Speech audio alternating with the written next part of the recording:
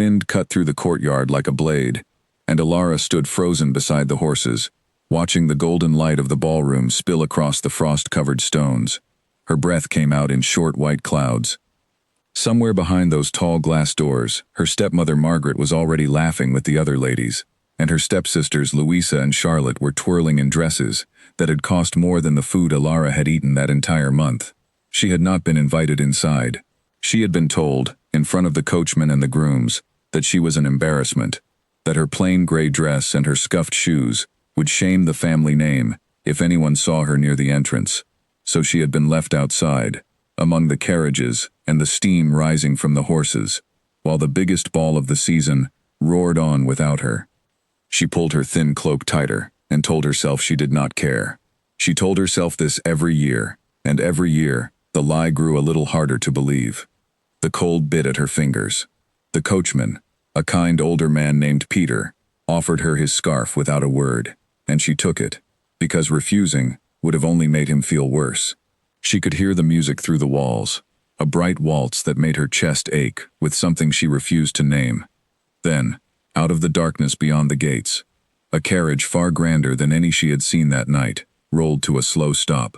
Its wheels were trimmed in gold, and the crest on its door showed a hawk in flight, wings spread wide. The horses were black as coal and steaming in the cold air. Every groom and driver in the courtyard straightened at once, murmuring the name under their breath. The Duke of Ashworth had arrived. Alara stepped back instinctively, pressing herself against the stone wall, hoping to disappear into the shadows. She had heard of him, of course. Everyone had. He was said to be sharp-tongued and impossible to please, a man who had turned down every eligible lady in the region without explanation. Some called him cold. Others called him simply tired of pretense. She had never expected to see him up close, and certainly never expected him to notice a girl standing among the coachmen with dirt on the hem of her dress. But he did notice. The carriage door opened, and he stepped down in a coat so finely tailored it seemed to catch every scrap of light in the courtyard. He paused. His eyes moved past the row of drivers, past the stamping horses, and landed directly on her. She froze, certain he would simply walk past, the way every person of consequence always did. Instead, he stopped walking altogether. For a long moment, neither of them spoke. The music inside swelled and faded, muffled by the thick walls, and the horses shifted their weight in the cold. Alara felt her heart pounding so hard she was sure he could hear it. She lowered her eyes, waiting for him to move along, to greet whoever had truly been sent out to receive him.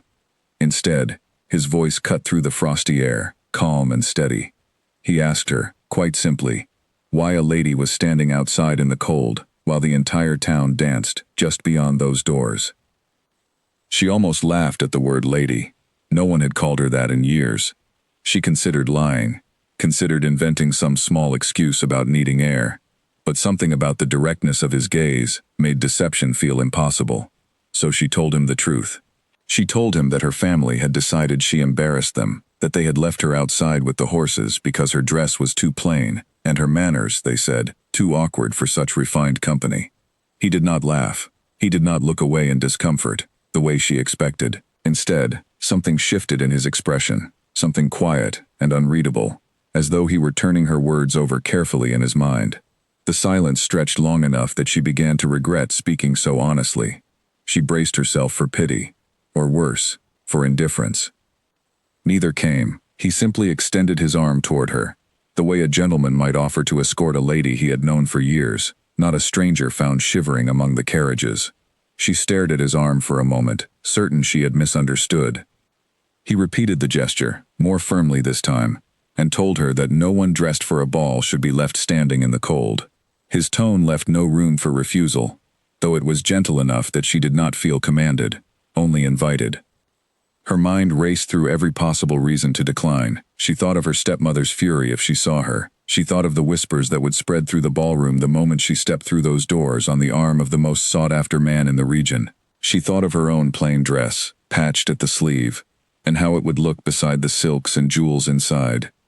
But she thought, too, of every year she had stood in that same courtyard, swallowing the same humiliation, telling herself it did not matter. She thought of how tired she was of being told she did not belong. Slowly, she placed her hand on his arm. His skin was warm, despite the cold night, and his grip was steady, as though he sensed she might change her mind at any moment, and wanted to make it easy for her to stay. Together, they walked toward the tall glass doors, leaving the coachman and the horses behind. Peter, the old driver, watched them go with something like quiet pride in his eyes, though he said nothing. As they approached the entrance, the footman at the door straightened in surprise. He clearly had not expected the Duke to arrive with a companion, especially not one who had been standing outside with the staff only moments before. He hesitated, glancing at Alara's plain dress, then at the Duke's unreadable expression, and wisely chose to open the doors without comment. The warmth hit her first, a wave of heat and perfume, and candlelight that felt almost overwhelming after so long in the cold. Then came the sound, the full force of the orchestra, and the chatter of hundreds of guests, all wrapped into one enormous wave of noise and color. She had imagined this room so many times from the courtyard, picturing the chandeliers and the swirl of silk skirts, but nothing had prepared her for the reality of stepping inside on the arm of the one man everyone in the room seemed to be watching. Heads turned immediately. She felt the shift in the air, the way one feels a storm approaching, a ripple of attention moving from guest to guest, until it seemed the entire ballroom had noticed their arrival. Whispers began at once, though she could not make out the words over the music. She kept her eyes forward, focusing on the steady weight of his arm beneath her hand, using it as an anchor against the urge to flee back out into the cold. Somewhere in the crowd, she caught a glimpse of her stepmother's face, pale with shock, half hidden behind a raised fan. She did not let herself look for long. She had spent years learning how to make herself small in that woman's presence, and she refused to shrink now, not with so many eyes upon her, not with the Duke's arm steady beneath her hand. He leaned slightly toward her, his voice low enough that only she could hear it over the music. He told her to breathe, that the room could stare all it wanted, but it changed nothing about who she was. The simplicity of the words settled something in her chest, some tight knot of fear that had been there since childhood, since the first time she had been told she was less than her stepsisters, less deserving, less worthy of a decent life. They moved deeper into the ballroom, past clusters of guests who fell silent as they passed, past young women in elaborate gowns who watched with open curiosity, trying to place the identity of the stranger on the Duke's arm. Alara kept her chin lifted, the way she always did when she wanted to hide how frightened she felt inside. It was a trick she had learned long ago, a way of surviving her stepmother's cutting remarks and her stepsister's cruel laughter. Tonight, for the first time, it felt less like armor and more like simple truth. The orchestra shifted into a new piece, the opening notes of the evening's first formal dance, the one reserved for the guests of highest importance. Traditionally, it belonged to whichever pair the hosts wished to honor most, and every year, it went to some wealthy family's daughter, someone with the right connections and the right dress. Alara had watched that dance from a distance for years, always assuming she would never be anything more than a spectator to it. Without releasing her hand, the Duke led her directly toward the center of the floor. A gasp rippled through the nearest guests. She felt her stomach twist with panic, certain there had been some mistake, certain he would suddenly realize what he was doing and step back, leaving her exposed in the middle of the room. But he did not hesitate. He turned to face her, took her other hand in his, and waited for the music to begin in earnest. She whispered that she did not know the steps well, that she had only practiced alone in her room, imagining a partner who did not exist. He told her, quietly, that it did not matter, that he would guide her, and that all she needed to do was trust the rhythm and trust him. There was something steady in his voice that made the promise easy to believe, even surrounded by hundreds of watching eyes. The music swelled, and they began to move. At first, her steps were stiff, shaped by fear rather than grace, but he adjusted his own movements to match hers, slowing where she hesitated, guiding gently where she faltered. He did not correct her missteps with impatience, the way she had always imagined a partner of his standing would. Instead, he simply absorbed them, folding her small mistakes into the larger pattern of the dance, until they seemed to disappear entirely. Slowly, her shoulders began to loosen. Slowly, the fear in her chest began to soften into something else, something lighter. She caught sight of her stepsisters near the edge of the floor, their mouths slightly open in disbelief, their carefully composed expressions cracking at the sight of her. spinning gracefully at the center of the very dance they had always assumed would belong to one of them. For years they had told her she did not belong in rooms like this. For years she had believed them. Yet here she was, moving through the first dance of the season, held steady by a man the entire room clearly respected, and the walls did not collapse. The floor did not open beneath her. The world simply continued turning, indifferent to the years of cruelty that had convinced her she was unworthy of this exact moment. As they turned in a slow circle, she studied his face for the first time since entering the ballroom. He was not smiling in the wide, practiced way of men trying to impress a crowd. His expression was quieter, more thoughtful, as though he were genuinely paying attention to her, rather than performing for the room. It unsettled her slightly, this quality of real attention, because she had so rarely received it from anyone.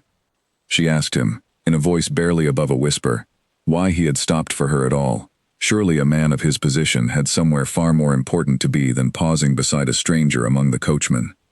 He considered the question for a moment before answering. He said that he had spent years watching people perform kindness they did not feel, and cruelty they tried to disguise as manners, and that something about the way she had stood alone in that courtyard, chin lifted despite everything, had struck him as entirely genuine.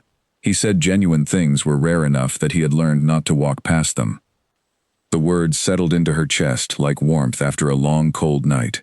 She did not know how to respond, so she simply let the music carry them both, turn after turn, while the ballroom watched and whispered and wondered who this quiet young woman could possibly be. Near the edge of the room, her stepmother had gone very still, her fan lowered now, her eyes fixed on the pair at the center of the floor, with an expression somewhere between fury and disbelief. Alara noticed but found, to her own surprise, that the sight no longer frightened her the way it once had. For years that expression had been enough to make her shrink, to make her apologize for simply existing in the same room. Tonight, held steady in the middle of the most important dance of the season, she found she could look at it and feel nothing but a strange, quiet calm. The song built toward its final measures, the violins rising together in one last sweeping motion before falling silent. As the last note faded, the Duke did not step back immediately, the way tradition usually demanded. Instead, he held her gaze a moment longer, as though sealing something unspoken between them, before finally releasing her hand and offering a slight, respectful bow. The room erupted into polite applause, the sound washing over her like a wave she had never expected to ride. Somewhere behind the crowd, she caught sight of her stepsisters whispering furiously behind their fans, their earlier confidence replaced by something closer to alarm. Her stepmother had not moved at all, her face frozen in an expression Alara suspected she would remember for a very long time. But none of that mattered in the moment itself. What mattered was the warmth, still lingering in her hand, where his had been, the steady rhythm of her own heartbeat finally slowing after the dance, and the strange, unfamiliar feeling of standing in the center of a room, and, for the first time in her life, not wanting to disappear. As the orchestra began its next piece, and other couples moved to fill the floor around them, the Duke offered his arm once more, this time to lead her away from the center of attention, toward the quieter edges of the room, where conversation might be possible, without 100 eyes upon them. Alara took it without hesitation, aware that whatever had begun in that cold courtyard was only the opening note of something far larger, something she could not yet name, but no longer wished to run from. Behind them, the ballroom buzzed with questions no one dared ask aloud, while outside in the courtyard, Peter the coachman smiled quietly to himself, remembering the frightened girl he had covered with his own scarf only an hour before, and wondering what the rest of the night might bring. The quieter corner of the ballroom offered little true privacy, but it was enough distance from the dance floor that conversation no longer required shouting over the orchestra. Alara stood beside the Duke near a tall window, the cold glass fogged faintly from the heat of hundreds of bodies pressed into one grand room. Outside, she could just make out the shapes of the carriages waiting in the courtyard, a reminder of where she had stood only an hour before. A servant passed with a tray of drinks, and the Duke took 2 glasses, offering one to her without asking whether she wanted it. She accepted it gratefully, if only to give her hands something to do besides trembling. The whispers had not stopped. If anything, they seemed to grow louder now that the first dance had ended, guests leaning toward one another, fans lifted to hide moving lips, eyes darting toward her every few seconds. She had expected the attention to fade once the music stopped. Instead, it seemed to have only sharpened, as though the entire room had spent the length of the dance forming questions they now intended to answer through pure speculation. She heard fragments carried on the air. Someone wondered aloud whether she was a distant relation visiting from the countryside. Another suggested she might be the daughter of a foreign merchant, newly arrived and unfamiliar to local society. No one, it seemed, considered the truth, that she was simply the daughter left behind by her own family, standing now beside the most talked-about man in the region, purely because he had chosen to stop and ask her a question no one else had bothered to ask in years. The Duke seemed entirely unbothered by the murmuring crowd. He asked her, in a tone that suggested genuine curiosity rather than polite obligation, how long she had lived under her stepmother's roof. Alara hesitated before answering, unused to anyone showing real interest in her circumstances rather than simply judging them from a distance.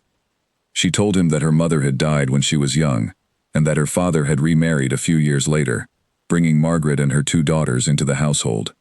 At first, she said, things had been tolerable, even pleasant in small moments. But as the years passed, and as her father's health began to decline, the household had shifted entirely into her stepmother's control, and with that shift had come a steady erosion of her own place within it.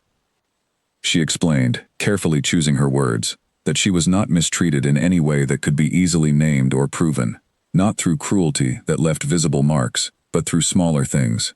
Being seated last at dinner, being given hand-me-down dresses 2 seasons out of fashion, while her stepsisters wore new gowns, being told, gently but constantly, that she was fortunate to be kept at all, given how little she had to offer a household of consequence.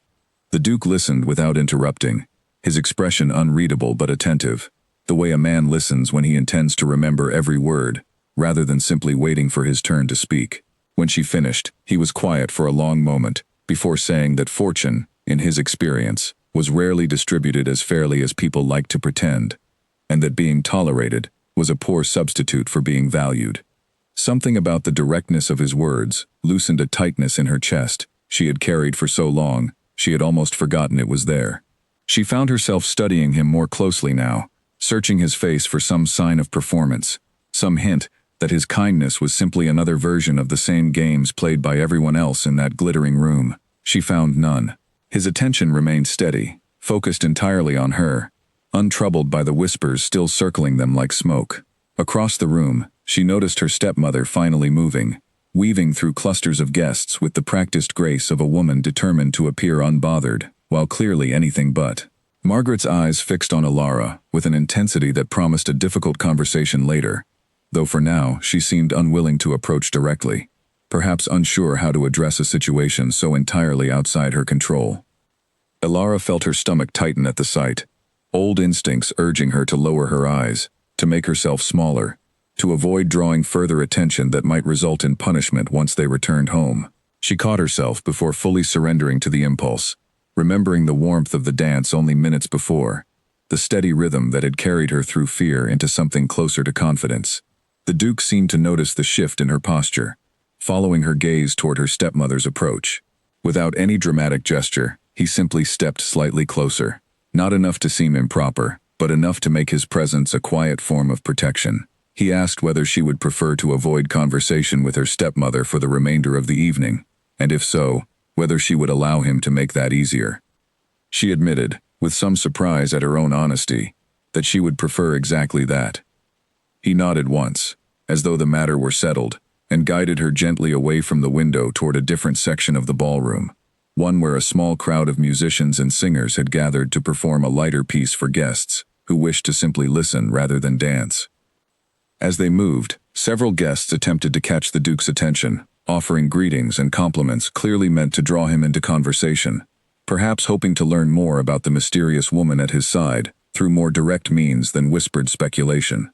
He answered each greeting politely but briefly, never allowing the exchanges to slow their movement across the room, never releasing the quiet protective distance he had placed between Alara and the rest of the crowd. They found a spot near the small stage where the musicians performed, close enough to enjoy the music, but distant enough from the largest clusters of gossiping guests. Alara felt herself finally exhale fully, for what felt like the first time all evening. The Duke remained beside her, saying little now, simply allowing the music to fill the space between them. After a few minutes, he asked whether she enjoyed music, or whether her family had allowed her the opportunity to learn any instrument herself. She admitted, with a small, rueful smile, that she had taught herself to play a battered old piano stored in a rarely used room of the house, practicing quietly during hours, when no one else required the space, never with a proper instructor, simply through patience and repetition. He seemed genuinely interested in this detail, asking what pieces she preferred, what she found difficult, what she imagined she might play if given proper instruction. The questions felt different from anything she had experienced in years, not performative curiosity meant to fill silence, but real interest in the small, quiet parts of her life that no one had ever bothered to ask about before. As they spoke, she gradually became aware that the whispers around them had begun to shift in tone. Where earlier the murmurs carried suspicion and curiosity in equal measure, now she caught fragments suggesting admiration, comments about her composure, her quiet dignity in the face of such sudden attention. She realized, with some surprise, that simply by remaining calm and genuine, rather than either shrinking away or performing false confidence, she had begun to win over at least some portion of the watching crowd. Still, not everyone in the room shared this shifting opinion. Her stepsister Louisa approached at one point, her smile bright and practiced, her words dressed in polite concern that barely concealed the sharp edge beneath. She asked, in a voice pitched just loud enough for nearby guests to hear, whether Ilara felt quite well, given how unusual it was for her to attend such grand occasions at all. The barb was clear enough to anyone listening closely, a reminder wrapped in false kindness that Ilara did not typically belong in rooms like this one. Ilara felt the old familiar urge to apologize, to shrink beneath the comment the way she always had. But something about the evening, about the warmth of the dance and the quiet steadiness of the man beside her, gave her the strength to simply smile and reply that she felt perfectly well, thank you, and had in fact never enjoyed an evening more. Louisa's smile faltered slightly at the response, clearly having expected a different reaction. The Duke, standing quietly beside Ilara, offered nothing more than a polite nod toward Louisa, declining to engage further, allowing the exchange to end on Ilara's own terms, rather than escalating into something more dramatic. Louisa retreated after a moment, clearly unsettled by the lack of the reaction she had hoped to provoke. As the evening continued, more guests approached, some out of genuine curiosity, others clearly hoping to ingratiate themselves with a woman who had captured the Duke's attention so completely and so publicly. Ilara found herself navigating conversation after conversation with a growing sense of ease, the Duke remaining close throughout, offering quiet support without ever speaking over her or diminishing her own voice in the exchanges. At one point, during a brief lull in the conversation, he asked her directly what she wished for her own future, if circumstances were entirely within her control. The question caught her off guard, unused as she was to anyone asking what she wanted, rather than simply telling her what she should accept. She considered the question carefully before answering, admitting that she had never truly allowed herself to imagine a future beyond her current circumstances, having spent so many years simply trying to survive each day without drawing further criticism. But if she allowed herself to imagine freely, she said, she would wish for a life where her own voice mattered, where she was not constantly required to make herself smaller to accommodate the comfort of others. He listened to this answer with the same quiet attentiveness he had shown throughout the evening, and when she finished, he told her simply that such a life sounded entirely reasonable, and that he saw no reason it should remain only imagined. The words settled into her chest with a weight she did not yet fully understand, a seed of possibility planted in soil that had been barren for years. As the orchestra shifted into another piece, and as the evening stretched onward beneath the glittering chandeliers, Ilara found herself, for the first time in longer than she could remember, genuinely curious about what the rest of the night, and perhaps the rest of her life, might yet hold. Later in the evening, when the crowd around them had thinned slightly as guests drifted toward the refreshment tables, the Duke suggested a walk along the terrace, where cool air and quiet might offer a brief escape from the noise and attention of the ballroom. Ilara agreed at once, grateful for the chance to breathe without dozens of eyes tracking her every movement. The terrace overlooked a wide garden, its hedges trimmed into neat shapes barely visible beneath the pale wash of moonlight. Lanterns hung along the stone railing, casting soft pools of golden light across the path. A few other guests wandered nearby, but the Duke led her toward a quieter section, away from easy earshot, where the sound of the orchestra faded into a distant, pleasant hum. For a moment they simply stood together, looking out over the garden in silence. Elara found the quiet comfortable rather than tense, a welcome contrast to the carefully performed politeness of the ballroom. She realized she had not felt this at ease in the company of another person in longer than she could remember. The Duke broke the silence first, asking gently whether she wished to speak further about her family, or whether she preferred to leave the subject behind for the remainder of the evening. She considered the question honestly. Part of her wanted nothing more than to forget the courtyard, the cold, the years of quiet dismissal that had led her there. But another part of her, the part that had spent years swallowing her own story to keep the peace, wanted very much to finally say the words aloud to someone who seemed genuinely willing to listen. She told him then, more fully than she had intended, about the years since her father's health had begun to fail. She explained how Margaret had gradually taken control of every decision within the household, how her father, weakened and increasingly withdrawn, had stopped intervening, even in small matters that once would have troubled him. She described the slow, careful way her position within her own home had been diminished, never through any single dramatic cruelty, but through 1,000 small decisions that added up, over years, to something that felt very much like erasure. She admitted, quietly, that she sometimes wondered whether her father even noticed how she was treated anymore, or whether exhaustion and illness had simply made him unable to see it. She said this without bitterness, simply as fact, though the Duke seemed to hear the weight beneath the words regardless. He listened without interrupting, his expression steady in the lantern light. When she finished, he asked a single question that struck her more deeply than she expected. He asked whether she had ever considered that her family's treatment of her said everything about their own limitations, and nothing at all about her worth. She had heard similar sentiments before, offered by well-meaning servants or the rare kind neighbor, but something about hearing it from him, in this quiet garden, after everything that had happened that evening, made the words land differently. She felt something in her chest loosen slightly, some knot she had carried so long she had stopped noticing its weight. She asked him, in turn, about his own family, curious whether his composed manner concealed struggles of his own. He was quiet for a moment before answering, admitting that his own path to his current position had not been without difficulty. His older brother, he explained, had been the expected heir, groomed since childhood for the responsibilities the Duke now carried, while he himself had been raised with far fewer expectations, free to pursue his own interests without the constant weight of obligation. Everything changed, he said, when his brother passed away unexpectedly several years earlier, leaving him suddenly thrust into a role he had never been prepared to inherit. He described the early years of his title as a constant struggle to prove himself worthy of a position he had never sought, surrounded by advisors and relatives who doubted his ability to manage what had been so abruptly placed in his hands.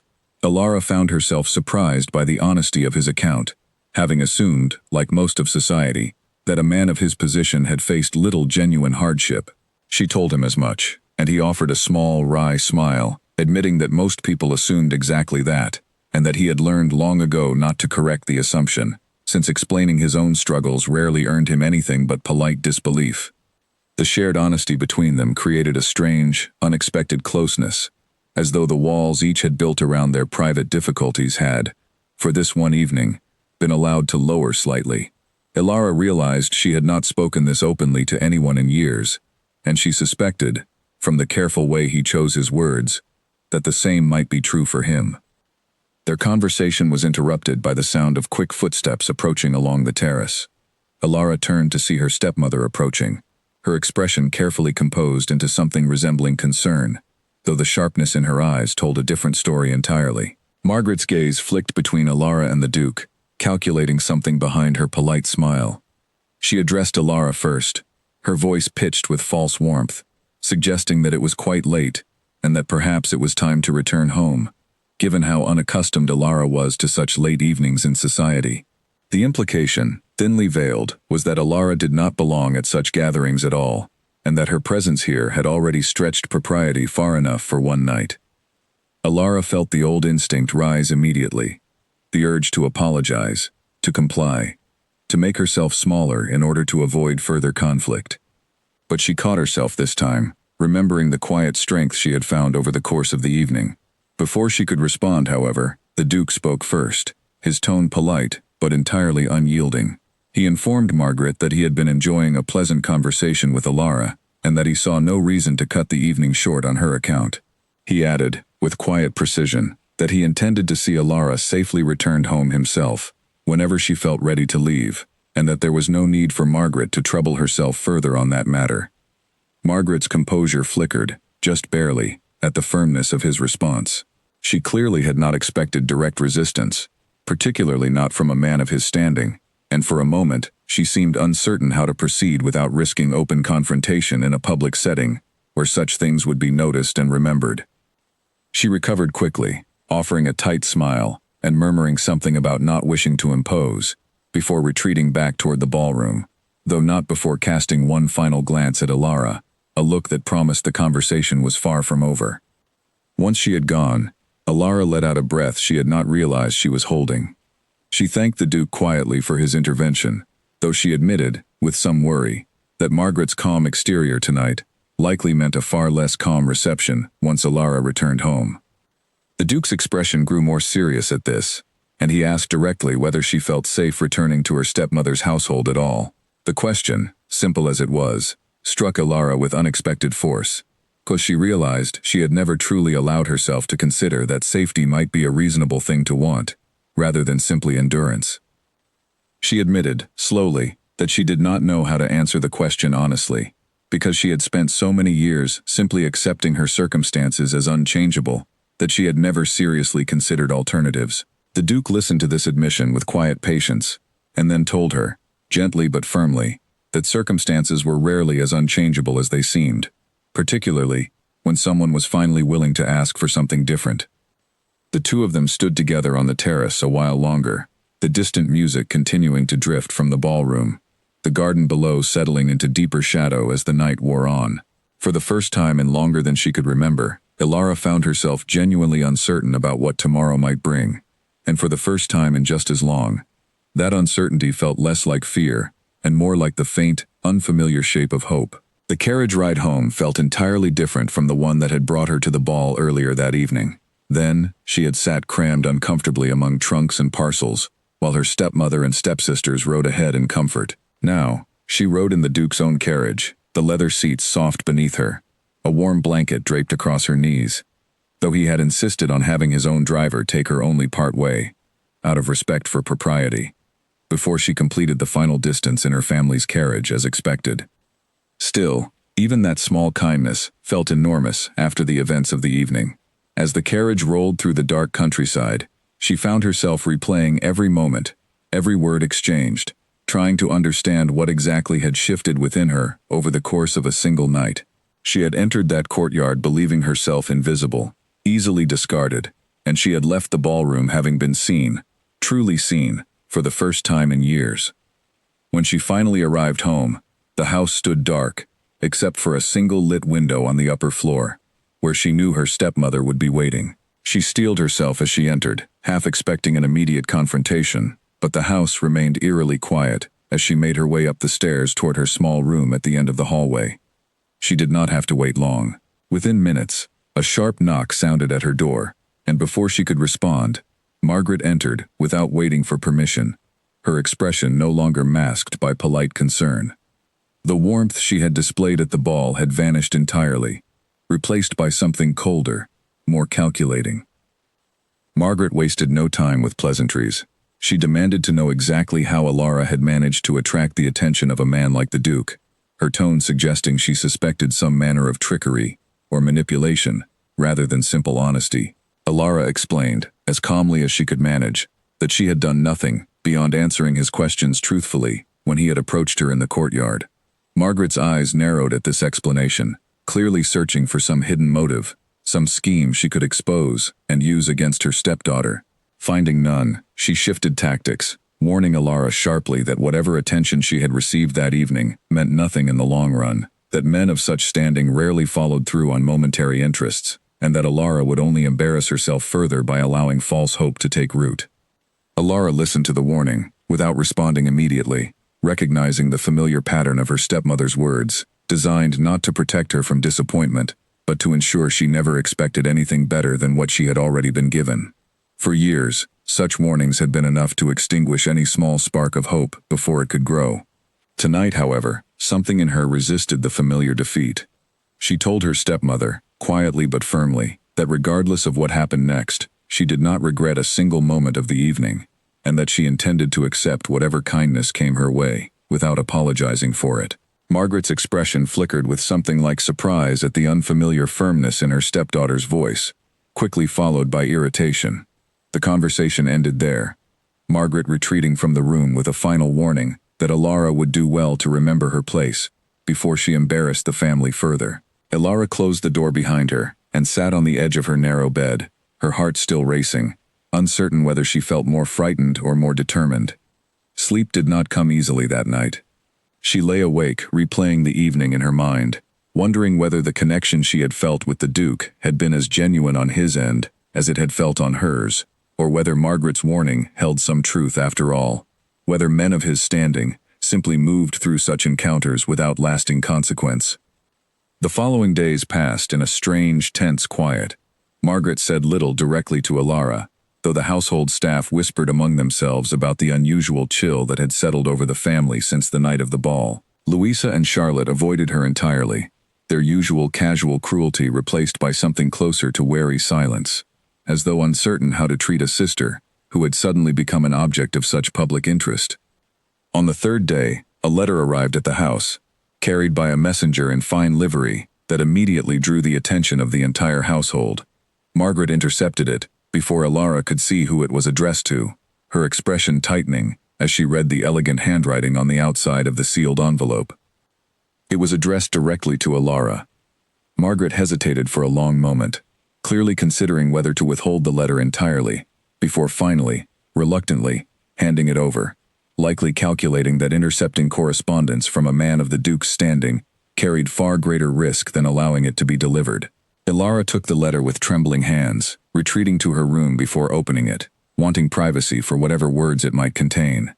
The letter was brief but warm, written in a steady, confident hand. The Duke wrote that he had thoroughly enjoyed their conversation at the ball, and that he hoped she would permit him to call upon her properly in the coming days, with her family's knowledge and consent, so that they might continue their acquaintance in a manner beyond reproach. He added, near the end, that he hoped the days since the ball had treated her kindly, and that he looked forward to seeing her again soon. Elara read the letter 3 times before allowing herself to fully believe it was real. She pressed it carefully between the pages of an old book she kept hidden beneath her bed, the same place she kept the few small treasures she owned that Margaret had not yet found reason to confiscate. That evening, she informed her stepmother of the letter's contents, watching carefully for her reaction.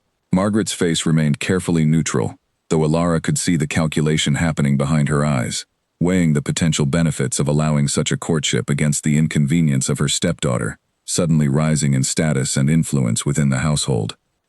After a long, tense pause, Margaret announced that she supposed there was no reasonable objection to a proper visit, provided it was conducted with full attention to propriety and family oversight. Elara recognized immediately that her stepmother's sudden agreement had little to do with genuine goodwill, and everything to do with calculating how such a connection might ultimately benefit the family's own standing, should things progress as Margaret now suspected they might. Still, agreement was agreement, and Elara found herself unable to fully suppress a small flicker of anticipation at the thought of seeing the Duke again, properly, without the shadow of the ball's chaos surrounding them. She wrote a brief, careful reply, thanking him for his letter, and confirming that he would be welcome to call upon the household in the coming days. As she sealed the letter and prepared it for sending, she allowed herself, for just a moment, to imagine what such a visit might bring, and what it might mean for a future she had never before believed herself allowed to want. The day of the Duke's visit arrived with a tension in the household that Elara had never experienced before. Margaret had spent the previous 2 days transforming the house in ways that startled Elara, ordering the parlor cleaned and rearranged, instructing the staff to prepare a proper tea service, and even, to Elara's quiet astonishment, allowing her a modest new dress for the occasion, something she had not been offered in years. Alara understood immediately that none of these preparations were made out of genuine care for her comfort. They were made because Margaret had recognized an opportunity, one that might elevate the family's standing considerably if handled correctly, and she intended to ensure that any impression the Duke formed of the household reflected favorably on herself and her own daughters, regardless of who the visit was actually intended for. When the carriage finally arrived at the appointed hour, Alara felt a nervous flutter she had not experienced since childhood, a mixture of anticipation and fear that made her hands tremble slightly as she smoothed the front of her new dress. She reminded herself, as she had every day since the ball, that whatever happened, she had already survived far worse than a simple visit. The Duke was shown into the parlor with practiced formality, Margaret greeting him with an elaborate warmth that Alara found almost unbearable to witness, given how thoroughly it contradicted the woman's true feelings toward the household's newest object of attention. Louisa and Charlotte hovered nearby as well, dressed in their finest afternoon gowns, clearly hoping to insert themselves into whatever conversation might unfold. To Alara's quiet relief, the Duke greeted the family with polite but brief courtesy before turning his full attention toward her, his expression softening in a way that felt entirely different from the careful formality he extended to the rest of the room. He asked how she had been since the ball, his tone carrying genuine interest rather than mere social obligation. The conversation that followed unfolded with Margaret and her daughters hovering at the edges, occasionally attempting to insert themselves with comments about the family's various accomplishments or connections, clearly hoping to redirect some portion of the Duke's attention toward themselves. Each time, he responded with polite brevity, before returning his focus to Alara, a pattern so consistent that even Louisa eventually stopped trying, her earlier confidence visibly deflating as the visit continued. At one point, Margaret suggested that perhaps the Duke would enjoy hearing Charlotte perform on the piano, praising her daughter's musical talents with an enthusiasm that bordered on desperation. The Duke agreed politely, and Charlotte performed a technically competent but stiff rendition of a popular piece, clearly more focused on impressing her audience than expressing any genuine feeling through the music. When she finished, the Duke offered polite applause along with the rest of the room, then turned to Alara and asked, with quiet curiosity, whether she might be willing to play something herself, recalling their earlier conversation about her own self-taught practice on the old piano. Alara hesitated, aware of the sudden shift in attention and the way Margaret's expression tightened at the request. She had never played in front of anyone, beyond the empty walls of the unused room where she practiced alone, and the thought of performing now, in front of her stepmother's obvious disapproval, filled her with a familiar wave of anxiety. But something in the Duke's steady, encouraging expression gave her the courage to agree. She moved to the piano, aware of every eye in the room following her, and began to play a piece she had practiced countless times alone, one that had always brought her comfort during the loneliest hours of her days in that house. Her playing lacked the polished precision of formal training, but it carried something Charlotte's performance had lacked entirely, a quiet, genuine feeling that seemed to fill the room in a way mere technical skill could not achieve. When she finished, the room remained silent for a moment before the Duke spoke, his voice quiet but sincere, telling her that he had rarely heard anything performed with such honest feeling. Margaret's expression, watching this exchange, shifted from forced pleasantness to something far more calculating, clearly recognizing that her plan to showcase her own daughter's accomplishments had instead only highlighted qualities in her stepdaughter that she had spent years trying to suppress and diminish. The visit continued for another hour, filled with careful conversation and the persistent undertone of Margaret's calculating attention, before the Duke finally rose to take his leave, thanking the family for their hospitality with practiced politeness, before turning to Alara, specifically to ask whether she might permit him to call again in the coming days. She agreed without hesitation, and as he departed, she caught a final glance exchanged between them, brief but meaningful, that carried more warmth than anything spoken aloud that afternoon. Once the door closed behind him, Margaret's carefully maintained pleasantness evaporated almost instantly, replaced by a sharp, calculating focus that Alara recognized immediately as trouble. Margaret informed her, in a tone that brooked no argument, that if this courtship continued as it appeared likely to, certain arrangements would need to be made regarding the family's involvement in any future engagement, arrangements that would ensure the household benefited appropriately from whatever connection Alara managed to secure. Alara listened to this with a growing unease, recognizing that her stepmother viewed the entire situation not as an opportunity for Alara's own happiness, but as a resource to be carefully managed for the family's benefit. She said nothing in response, unwilling to provoke further conflict before she fully understood what Margaret intended, but she resolved privately to remain cautious, aware that whatever happiness she found in the Duke's attention would need to be protected carefully from her stepmother's calculating influence. That evening, alone in her room, she took out the Duke's earlier letter once more, rereading his words carefully, searching for reassurance in the steady confidence of his handwriting. She thought of the quiet warmth in his expression as she had played the piano that afternoon, and she allowed herself, cautiously, to believe that whatever came next might finally be shaped by her own choices, rather than the calculations of those who had spent years treating her as nothing more than an inconvenience to be managed. Over the following weeks, the Duke's visits became a regular occurrence, each one bringing Alara a little further out of the shadow she had lived beneath for so many years. He began arriving not just for formal afternoon calls, but for longer walks through the estate gardens, always properly accompanied, always careful to maintain every expectation of propriety, yet each visit deepening the quiet understanding growing between them. Margaret, for her part, had shifted her strategy considerably since that first visit. Rather than attempting to redirect the Duke's attention toward her own daughters, she had instead begun positioning herself as an involved and supportive guardian, eager to be seen as instrumental in facilitating the match, clearly calculating that her own standing would benefit far more from appearing gracious than from open resistance.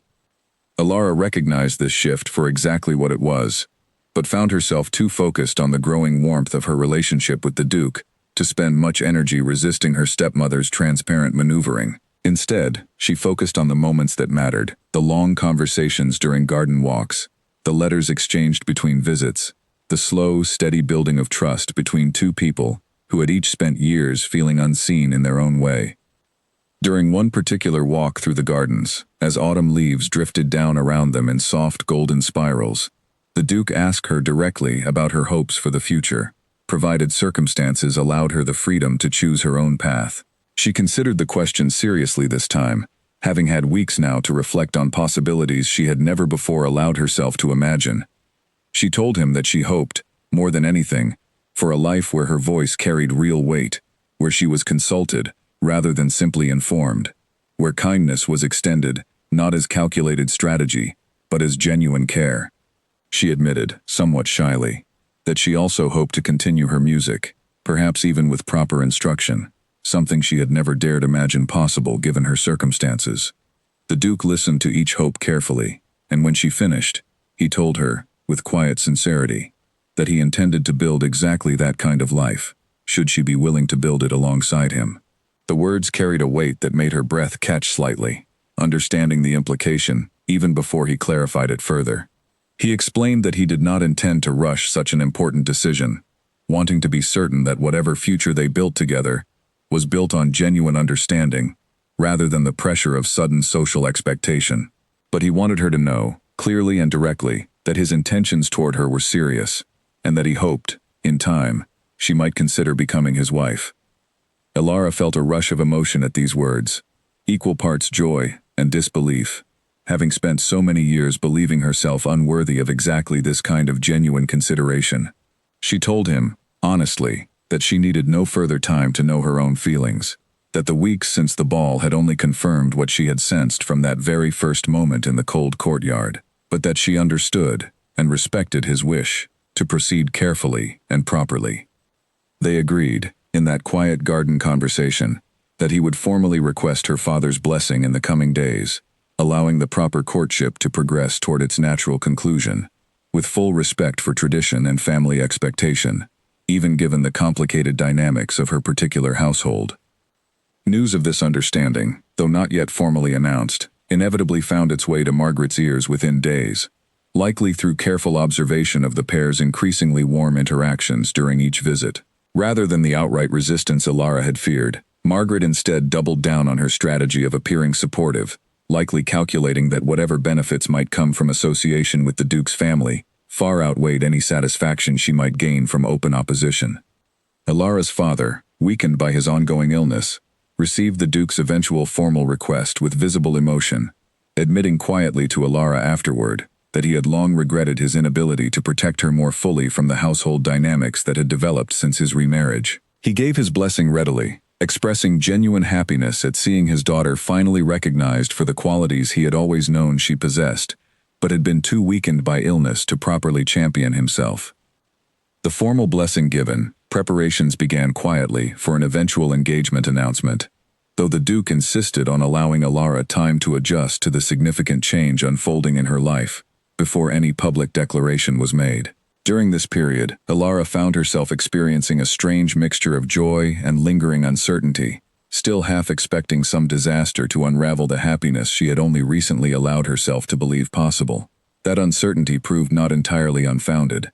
One afternoon, while the Duke was away attending to matters at his own estate, Margaret approached Alara with an expression of careful calculation, informing her that she had been giving considerable thought to the practical arrangements that would need to accompany any formal engagement.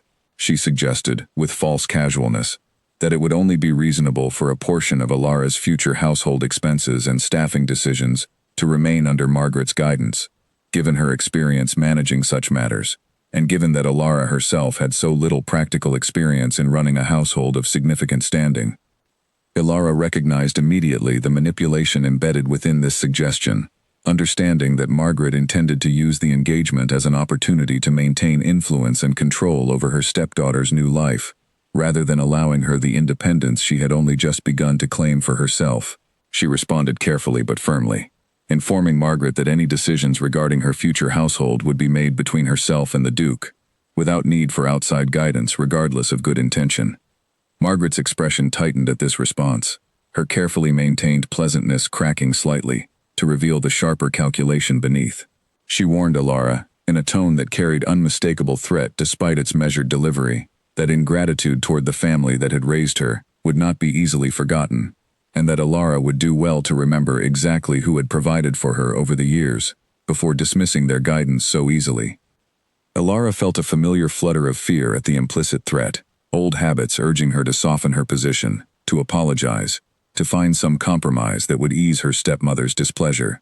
But she reminded herself of everything she had learned over the preceding weeks, of the quiet strength she had discovered within herself since that first dance in the crowded ballroom, and she held her position without backing down. She informed Margaret, calmly but with unmistakable resolve, that she remained deeply grateful for whatever shelter and provision had been extended to her over the years, but that gratitude did not require her to surrender her own future to continued control by someone who had shown her so little genuine warmth throughout her time in that household. She added that she hoped, in time, they might find a way to maintain civil relations, but that her future decisions would be her own, made in partnership with the man she intended to marry. Margaret left the conversation without further argument, though the cold calculation in her expression suggested the matter was far from settled in her own mind. Alara, watching her stepmother depart, felt a strange mixture of anxiety and quiet pride, aware that she had just drawn a boundary she never would have dared establish only weeks before, and determined to maintain it, regardless of whatever challenges might yet arise before her new life could truly begin. The days that followed carried an uneasy quiet through the household, Margaret's earlier warmth replaced by a cold, watchful silence that unsettled Alara more than open hostility might have. She found herself constantly alert, half expecting some new scheme to surface, though she could not begin to guess what form it might take. The answer arrived sooner than she expected, in the form of a visitor she had not anticipated. A distant cousin of her stepmother's, a woman named Beatrice who occasionally visited the household for extended stays, arrived unannounced one afternoon, while the Duke was away tending to estate business. Alara had met Beatrice only a handful of times over the years, and had never developed any particular opinion of her, beyond noting that she seemed to share Margaret's talent for careful social calculation. Beatrice requested a private conversation with Alara almost immediately upon arrival, her manner unusually direct compared to the polite, roundabout approach Alara had come to expect from most of her stepmother's associates. Once alone, Beatrice informed Alara, with an expression of practiced concern, that she felt obligated to share certain information regarding the Duke that Alara might not otherwise learn until it was too late to protect herself from potential embarrassment. Ilara felt her stomach tighten with immediate unease, uncertain whether to trust anything coming from a woman so closely connected to her stepmother's schemes, yet unable to entirely dismiss the possibility that some genuine concern lay beneath the warning. Beatrice proceeded to describe, in careful detail, rumors she claimed to have heard through connections in higher society, suggesting that the Duke had a history of pursuing romantic interests with great intensity, before abruptly losing interest once the chase concluded, leaving a string of disappointed women in his wake who had believed, as Ilara now apparently believed, that his attention signified genuine lasting commitment. Ilara listened to this account with growing distress, unable to immediately determine whether the story held any truth or whether it represented simply another manipulation designed to destabilize the growing trust between herself and the Duke. She asked Beatrice directly for the names of these supposed previous romantic interests, hoping to verify the claims through some concrete detail, but Beatrice demurred, claiming discretion prevented her from sharing such specific information, though she insisted the pattern was well known within certain social circles. The vagueness of the claim struck Ilara as suspicious even through her distress, yet the seed of doubt had already been planted, and she found herself unable to entirely dismiss the possibility that some truth lay beneath the accusation. She spent the remainder of that day in quiet turmoil, replaying every interaction with the Duke, searching for any sign that his affection might indeed fade as quickly as it had appeared. That evening, unable to bear the uncertainty any longer, she wrote a brief letter to the Duke, not directly repeating the accusation, but asking, with careful phrasing, whether he had experienced previous serious courtships before their own acquaintance began, and if so, what had become of them. She sent the letter before she could reconsider, then spent an anxious night awaiting his response. He arrived in person the following afternoon, rather than sending a written reply, his expression grave with concern the moment he saw her. He asked immediately what had prompted such a question, and Ilara, after a moment of hesitation, explained the conversation with Beatrice and the troubling rumors she had shared. The Duke listened to her account with a controlled but visible frustration, and once she finished, he explained the truth behind the rumor, with calm, careful precision. He acknowledged that he had indeed pursued one serious courtship several years earlier, with a young woman from a prominent family, but explained that the arrangement had ended not through any fault or fickleness on his part, but because the woman's family had ultimately decided his title alone was insufficient compensation for what they viewed as insufficient wealth compared to other suitors under consideration at the time.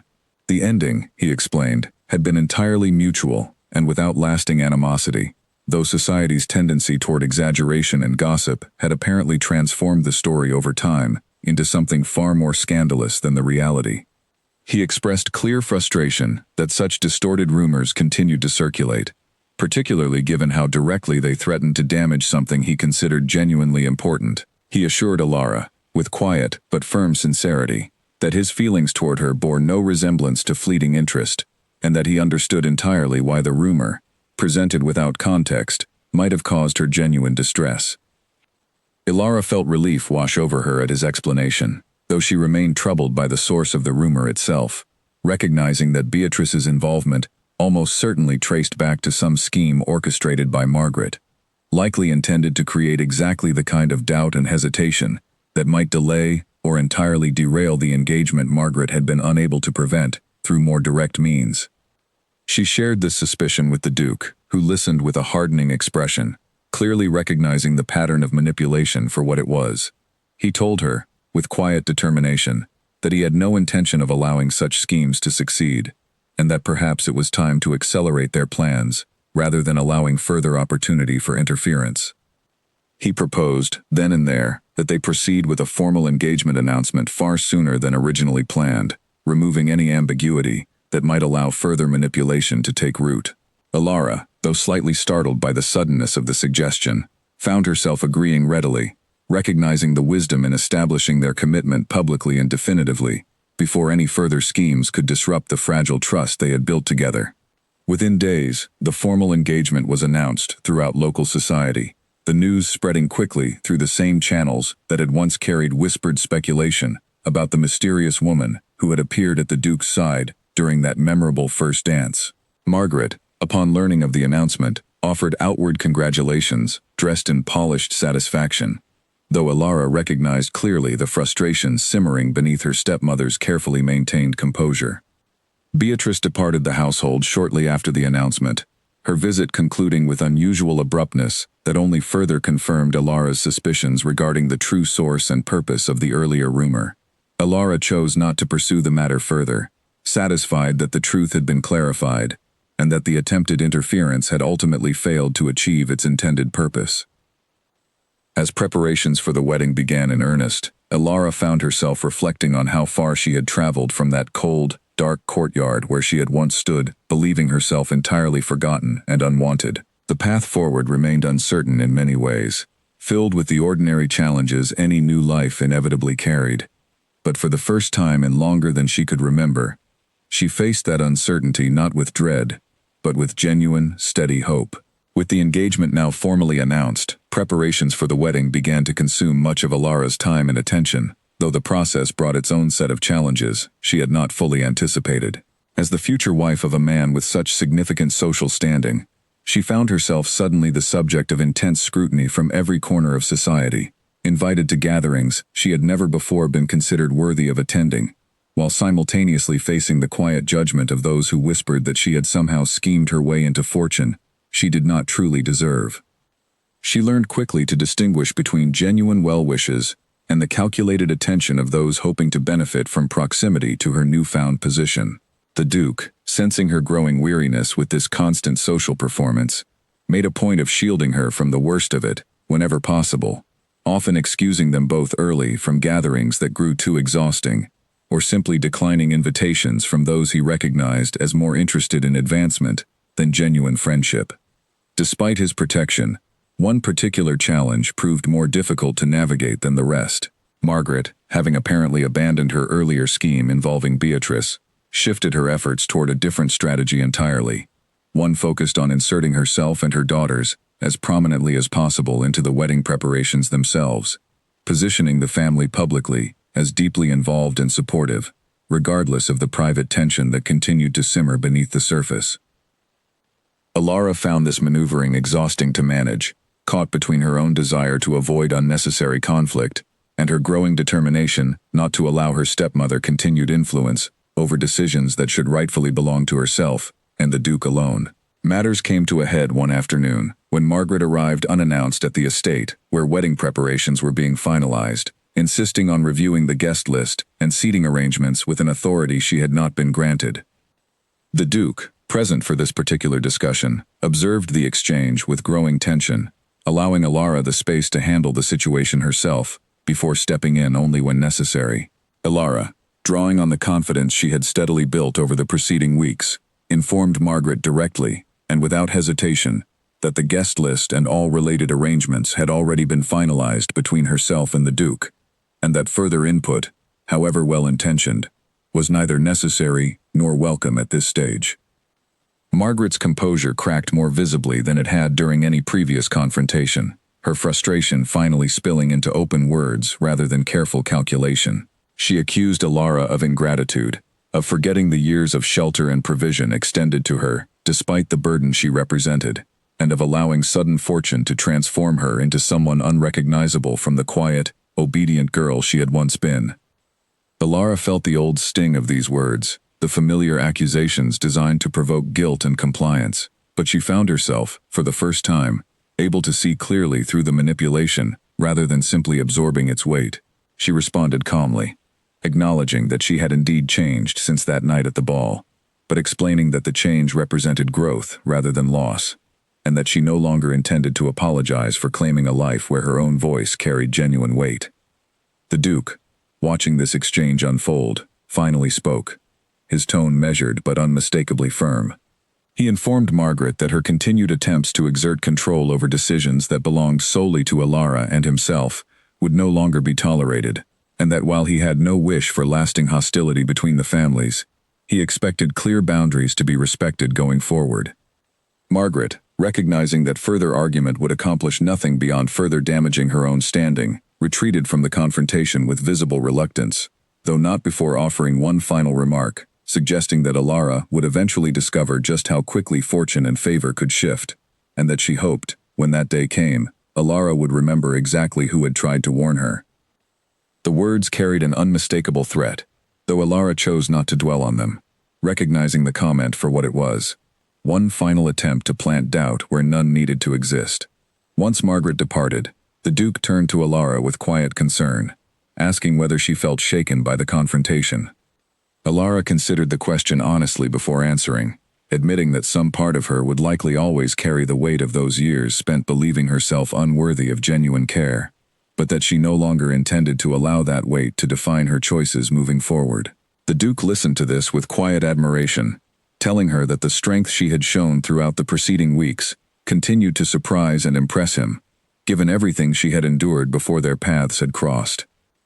As the wedding day approached, Alara found herself increasingly focused, not on the challenges her stepmother continued to pose, but on the genuine excitement building within her, at the prospect of the life ahead. She had begun taking proper music lessons, as the Duke had promised, discovering a joy in structured practice that complemented the quiet solace she had always found in playing alone. She had also begun, cautiously, to build genuine friendships within her new social circle, discovering that not everyone approached her with calculation or judgment, and that some, in fact, seemed genuinely delighted to welcome her into their company. Her father, though his health continued its slow decline, expressed profound happiness at witnessing his daughter's transformation, admitting during one quiet conversation that he deeply regretted the years he had failed to protect her more fully, and that seeing her finally recognized and valued brought him more peace than he had felt in a long time.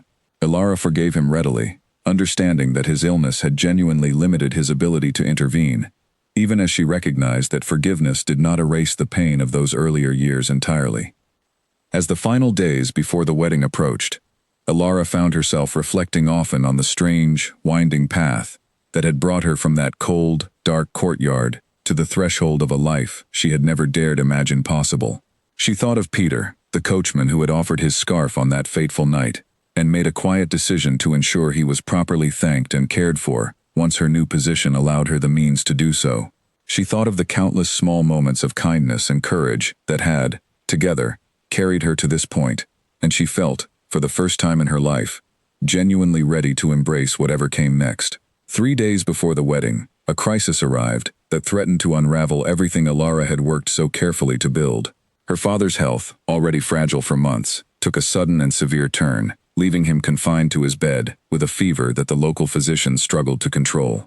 Alara spent every spare moment at his bedside, torn between her duties toward the approaching wedding and her fear of losing her father before he could see her fully settled into her new life. The Duke, upon learning of the situation, immediately arranged for a more experienced physician to be brought from the city, sparing no expense in ensuring her father received the best possible care available. He visited daily as well, sitting quietly with Alara during the long hours of uncertainty, offering steady support without ever pressuring her to prioritize wedding preparations over her father's well-being. Margaret, during this period of crisis, revealed a side of herself that surprised Alara considerably. Whatever calculation had driven her earlier behavior seemed to soften somewhat in the face of genuine illness, and she assisted with practical arrangements around the household with an efficiency that, while perhaps still partly motivated by concern for appearances, nonetheless provided real relief during an exhausting time. Alara found herself grudgingly grateful for this assistance, even as she remained cautious about reading too much genuine warmth into her stepmother's actions. On the second night of the crisis, as Alara sat beside her father's bed, in the flickering candlelight, he woke briefly from his feverish rest and asked to speak with her privately. She leaned close, taking his weakened hand in hers, and listened as he spoke, his voice faint but clear, expressing his hope that she would carry forward into her marriage all the strength and resilience she had shown throughout her difficult years in that household, and reminding her that her mother, had she lived to see this day, would have been immensely proud of the woman her daughter had become. Alara felt tears slide freely down her face as she listened, overwhelmed by the rare, unguarded tenderness in her father's words, tenderness she had rarely witnessed since her mother's passing so many years before.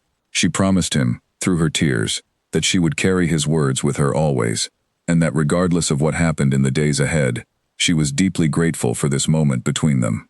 By the following morning, to the relief of the entire household, her father's fever finally began to break.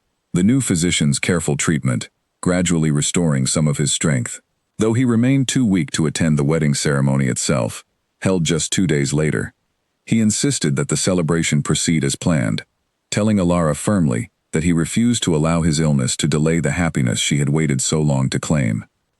The morning of the wedding arrived bright and clear, an unusually mild day for the season that many of the household staff took as a favorable sign. Alara dressed carefully, in a gown far finer than anything she had ever worn, a gift from the Duke that had been carefully tailored to her exact measurements over the preceding weeks. Looking at herself in the mirror, she found it difficult to recognize the frightened, invisible girl who had once stood shivering in a cold courtyard, replaced now by a woman who stood tall, confident, and genuinely happy. As she prepared to leave for the ceremony, Margaret appeared at her door, her expression carrying an unfamiliar softness that Alara had rarely witnessed throughout their years together. Margaret spoke quietly, admitting, in words that seemed to cost her considerable effort, that she recognized her behavior over the years had not always reflected well upon herself, and that she hoped, despite everything, Alara might find genuine happiness in the life ahead of her. Alara listened to this unexpected admission with cautious surprise, uncertain how much genuine feeling lay behind the words, but choosing, in this moment of significant transition, to accept the sentiment in the spirit it was offered, rather than dwelling further on old grievances. She thanked her stepmother quietly, and the two women shared a brief, imperfect moment of something resembling peace before Alara turned to make her way toward the waiting carriage. The ceremony itself passed in a blur of joy and quiet emotion, the small chapel filled with guests who had, over the preceding weeks, come to know and genuinely admire the woman who had captured the Duke's heart so completely. As Alara walked down the aisle toward him, she caught sight of Peter the coachman seated near the back, invited personally by the Duke in recognition of his small but meaningful kindness on that fateful night months before, and she felt a swell of gratitude at the thoughtfulness of the gesture. When she reached the altar and took the Duke's hands in her own, she felt the same steady warmth she had first noticed on the night of the ball, the sense of being genuinely seen and valued by someone who had chosen her, not for status or convenience, but for the quiet dignity and resilience she had carried through years of hardship. As they exchanged their vows, she felt the last remnants of the fear and doubt that had shadowed her for so long finally begin to dissolve, replaced by a growing certainty that whatever challenges the future might bring, she would face them no longer alone, but alongside a partner who valued her fully, exactly as she was. In the months following the wedding, Alara settled gradually into her new life, discovering both the joys and the unexpected responsibilities that came with her new position. The Duke, true to every promise made during their courtship, ensured that her voice carried genuine weight in decisions large and small, consulting her regularly on matters of the household and estate, and encouraging her continued musical education with the same steady support he had shown from the very beginning.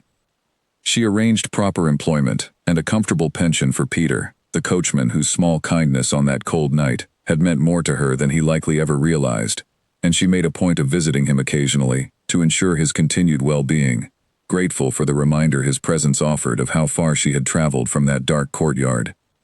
Her relationship with her father continued to strengthen during the time remaining to him, his health stabilizing enough to allow regular visits, during which they built the closeness that illness and circumstance had denied them for so many years. When he eventually passed, some time later, he did so peacefully, surrounded by family, having witnessed his daughter's transformation into a woman fully confident in her own worth.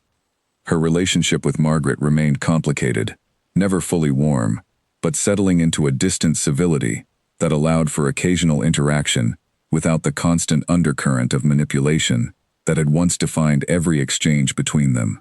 Louisa and Charlotte, watching their mother's earlier schemes fail so thoroughly, eventually adjusted their own approach as well, treating Alara with a wary respect that, while not genuine affection, at least allowed for peaceful coexistence during family gatherings. Alara often found herself reflecting on the strange, winding path that had led her to this life, from a childhood marked by loss and diminishment to a marriage built on genuine mutual respect and care. She thought sometimes of the countless other young women who might, at that very moment, be standing in similar cold courtyards, dismissed and diminished by those who should have valued them most, and she resolved to use her new position to advocate, whenever possible, for those without a voice of their own.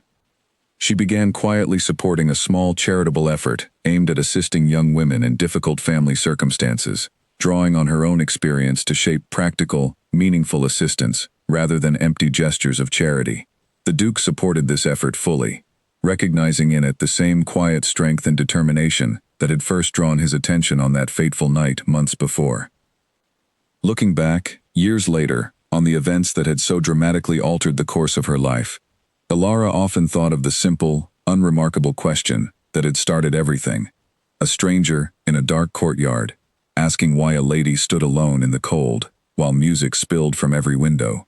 She had answered honestly that night, expecting nothing beyond a moment of polite conversation, before returning to her forgotten place among the horses and coachmen. Instead, that single honest answer had opened a door she had never dared imagine existed, leading her toward a life defined not by the diminishment and dismissal of her earlier years, but by genuine partnership, mutual respect, and the quiet, steady confidence of a woman who had finally learned her own worth. She often told the story to her own children in later years, not as a fairy tale of rescue, but as a reminder that dignity, once claimed and firmly held, could not be diminished by even the coldest courtyard or the cruelest family, and that sometimes the smallest moment of genuine kindness was enough to change the entire course of a life.